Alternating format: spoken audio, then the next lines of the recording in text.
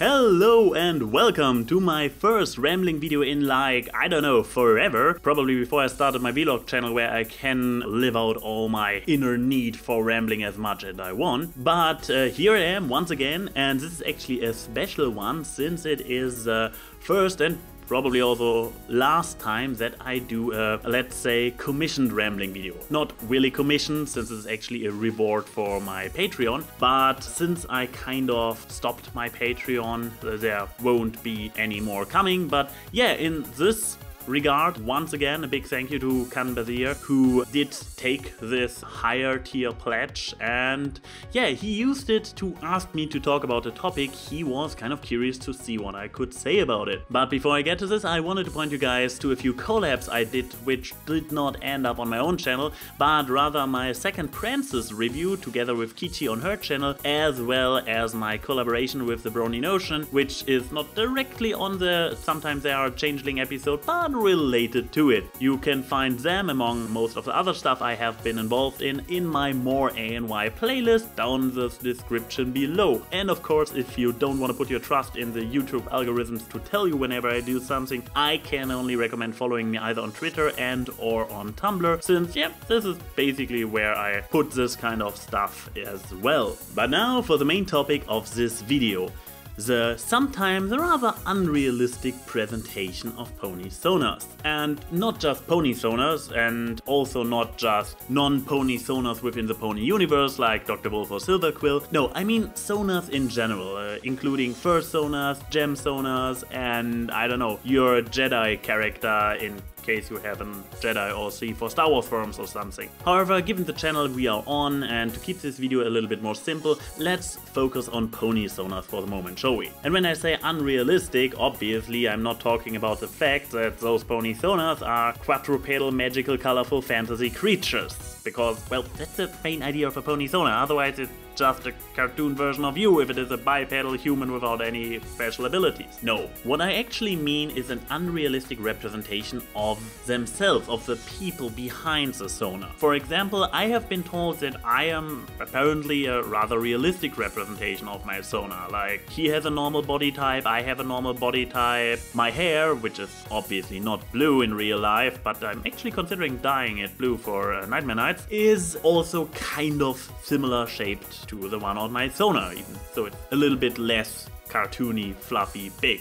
However, it's not always this similar. Take for example Dr. Wolf. He is, I have been told, quite a giant in real life, and for example Keyframe, who is actually a bit short. But her OC is kind of the tallest of them all. So what might be the reason for people to pick a Ponysona which is kind of different from how they actually do look in real life? Well, there's one very obvious reason, which is kind of their front and center.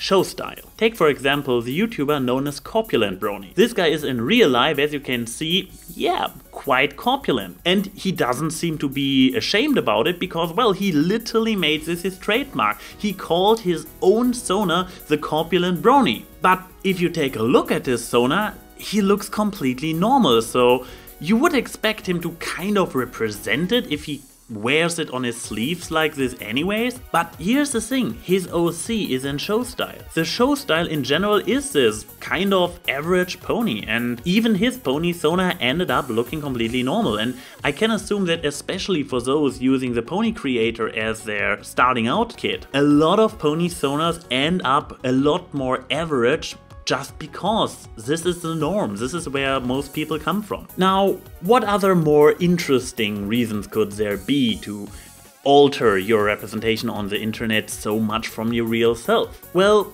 it could also be about representing yourself in a way you feel more comfortable with. Let's go back to the example of Dr. Wolf and Keyframe. Now, Dr. Wolf may be a giant in real life. However, if you watched his earliest videos, he made a big deal about the fact that his favorite pony is actually Fluttershy because he can relate to her the best, because she is this kind of timid and shy person, and he himself before he became this kind of big number on YouTube, was a very reserved and quiet person himself. He didn't want to take a spot in the limelight. He was actually very self-aware and cautious about his first videos and only grew this confidence and presence over time because, yeah, he has a talent for it, but it took him actually a while to get there, to be this open, to show his own face and everything. This was a long and difficult way for him, but his Ponysona, or in this case his Wolfsona, is so tiny because that's how he feels himself a little bit. He is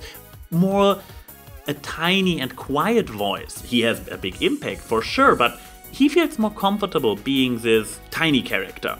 And Keyframe, on the other hand, she has always had the feeling to stand out in the crowd. Not because of her body height, because, well, as we established earlier, she is not one of the biggest people out there. However, she always had the feeling that she was kind of awkwardly standing out, that she was the odd one whenever there was a group or something. And she kind of symbolized this through being taller than everybody else, to literally stick out of the group. But yeah, besides show style or a representation you are more comfortable with or an actual kind of deeper symbolism, there is obviously also the case of escapism. Of course, if you create a fantasy representation of yourself, you kind of are tempted to go for a more fantastic version, for something that is going into the direction of wish fulfillment. And no, I'm not just talking about the black and white Alicon OC who happens to be the princess's long-lost brother and he's also dating Twilight and Rarity and Applejack all at the same time. No, I'm talking about the more subtle wish fulfillment, about really